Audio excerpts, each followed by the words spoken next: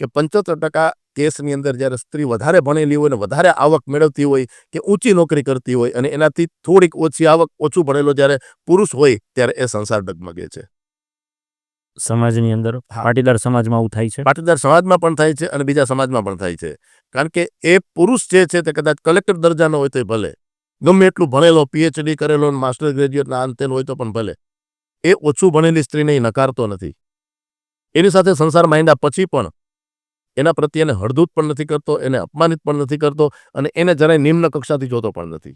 એને સ્વીકારી લે છે, એને ભેગો લઈને એનું સરસ સુખેથી સંસાર ચલાવે છે.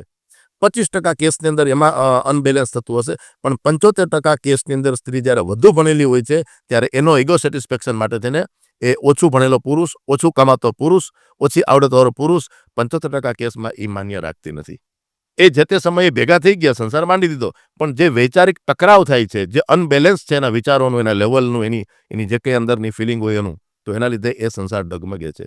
એટલે ભણતર આપવાનું છે, વધુ ભણેલા હોય તે સૌથી સારી વાત છે, પણ શિક્ષણ કેવું? જીવનલક્ષી શિક્ષણ, way of thinking, way of life અને વે ઓફ વર્કશીપ, કે જે માણસને બીજાને સ્વીકારતા શીખવાડે, બીજાનું માન રાખતા શીખવાડે, બીજાનું સન્માન કરતા શીખવાડે, બીજાને સ્વીકારતા શીખવાડે, એવું શિક્ષણ દેવાનું હતું ને. 1 2 3 ABCD ક ખ ગ ઘ એ શિક્ષણ કેટલે સંસાર ટકે. અને એના લીધે જ આ જે કંઈ પરિસ્થિતિ ઊભી થાય છે, એટલે વધારે દીકરીઓને ભણાવવી તે સારી વાત છે અને તે સાચી વાત છે, પણ ભણતર કેવું આપવું એ મહત્વનું છે પહેલાં.